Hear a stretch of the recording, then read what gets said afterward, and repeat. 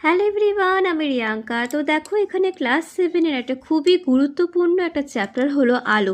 এই আলো চ্যাপ্টার কিন্তু ভৌতবিজ্ঞানের মধ্যে অন্তর্গত, যা পেজ নাম্বার 15 এবং লেসন নাম্বার 1-এর সেকেন্ড পার্টে রয়েছে।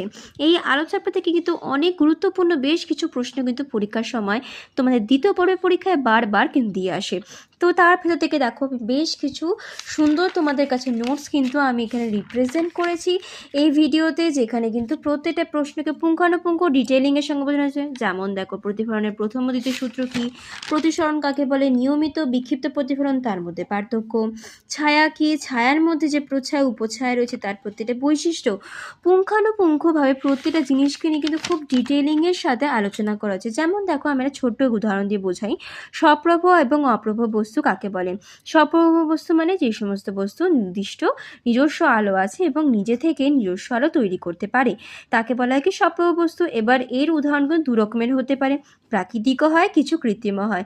প্রাকৃতিকের মধ্যে সব থেকে বড় উদাহরণ হলো সূর্য, যা হলো পৃথিবীর প্রধান ও সব থেকে বড় আলোর উৎস। উল্টো দিকে দেখো, নক্ষত্র বা তারা, জোনাকি, এগুলো সবকটাই প্রাকৃতিক সপ্রভ বস্তু। উল্টো দিকে দেখো, কৃত্রিম সপ্রভ বস্তু মানে মানুষদের নিজেদের প্রয়োজনে যেগুলো তৈরি করেছে। যেমন দেখো, জ্বলন্ত মোমবাতি, বৈদ্যুতিক বাল্ব, টর্চ, এই ধরনের। আবার অপ্রভ বস্তু মানে যে সমস্ত বস্তুর কিন্তু নিজস্ব কোনো আলো নেই, তাদের বলা হয় অপ্রভ বস্তু। এই অপ্রভ বস্তুর মধ্যে সব থেকে একটা গুরুত্বপূর্ণ উদাহরণ চাঁদ। এখান থেকে একটা গুরুত্বপূর্ণ প্রশ্ন আসতে পারে যে চাঁদে তো নিজস্ব কোনো আলো নেই, তাও তাকে আমরা আকাশে প্রতিফলিত হতে দেখতে পাই।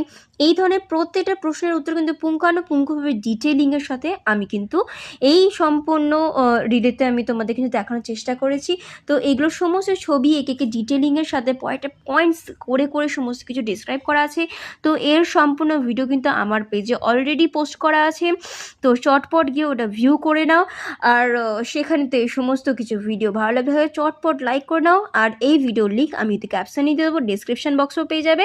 তো চটপট গিয়ে ভিডিওটা দেখে নাও আর লাইক করে দাও আর সাবস্ক্রাইব করে নাও, যাতে নেক্সট ভিডিও তাড়াতাড়ি পেয়ে যেতে পারো। তো বেস্ট অফ লাক সবাইকে, সবাই খুব মন দিয়ে পড়াশোনা করো। টাটা।